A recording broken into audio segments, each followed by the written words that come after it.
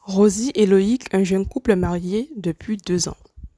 Rosie est une femme de ménage à son compte et Loïc, quant à lui, travaille en tant que technicien chez une grande enseigne automobile. Ils vivent dans un petit appartement dans une banlieue à quelques kilomètres du centre-ville. Leur quartier est assez bruyant, le plafond de leur appart est à refaire à cause de l'humidité et la mauvaise isolation rend leur hiver glacial et leur été étouffant. Tous deux aspirent à une meilleure vie.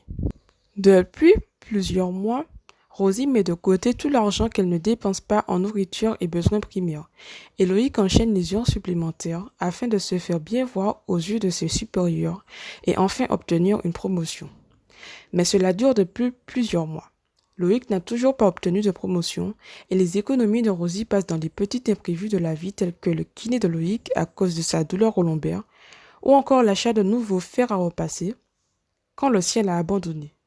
Leur seul réconfort était leurs voisins. Ils vivaient plus ou moins les mêmes galères qu'eux. Les week-ends, à tour de rôle, ils préparaient un dîner et invitaient tous les autres à leur table. Cette convivialité effaçait pendant le temps d'une soirée tous leurs soucis. Mais les lundis arrivaient très vite. En ce début de semaine, Loïc écrivit de nouveau un courrier à son patron expliquant pourquoi il méritait une promotion. Il déposa l'enveloppe sur son bureau, ce dernier le remercia et lui promit de prendre en compte sa demande. Rosie faisait le ménage dans des maisons splendides, dans lesquelles elle ne se serait jamais imaginé vivre. Si seulement elle avait le quart de ce que ces gens possédaient, elle et Loïc seraient tellement heureux. Elle traînait dans la chambre des propriétaires et arrivait même jusqu'à essayer des tenues en prenant soin de ne pas les abîmer.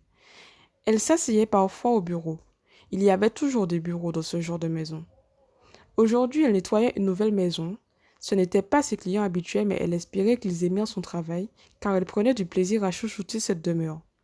Dans le bureau de celle-ci, elle balaya des yeux des papiers posés sur d'autres dossiers.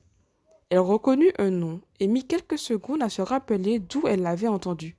Au même moment, le monsieur, au nom familier, entra dans son bureau et surprit Rosie les mains dans ses papiers. Il renvoya aussitôt la femme de ménage, malgré ses supplications.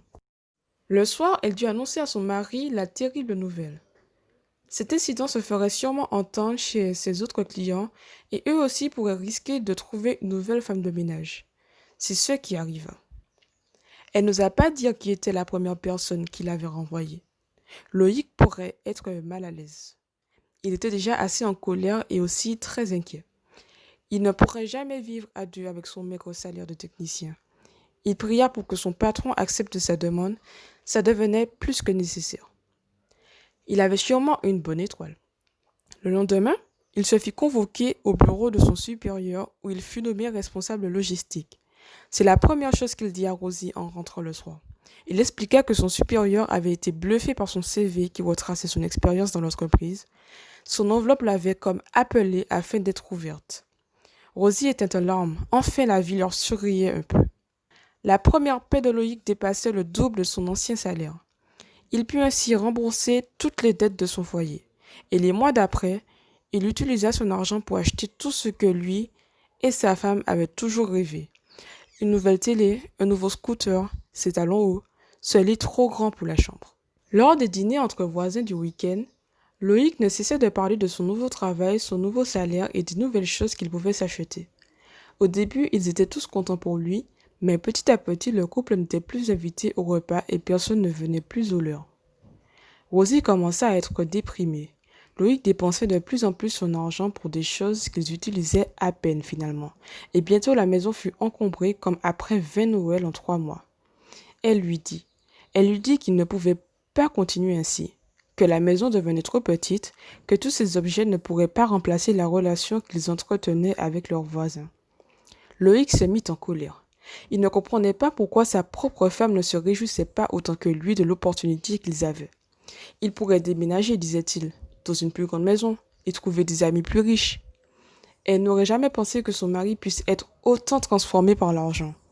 Il adorait ses vieux amis et certains aspects de leur ancienne vie, et elle se devait de les lui rappeler, mais il ne voulait pas entendre. Il se mit même à comparer sa situation à celle de sa femme. Pour lui, Elle n'apportait plus rien au foyer et n'acceptait plus de l'entretenir si c'était pour le mettre de mauvaise humeur. Tels fussent ses mots. Choquée par ses propos, Rosie cessa d'argumenter. Après une nuit passée à pleurer et à se juger, elle se leva déterminée. Elle retourna chez ce client qui l'avait renvoyée, ce client qui l'avait surpris à fouiller dans ses dossiers.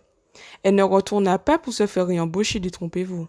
Elle y retourna car les dossiers dans lesquels elle était en train de fouiller étaient ceux des candidatures de l'entreprise automobile où travaillait son mari.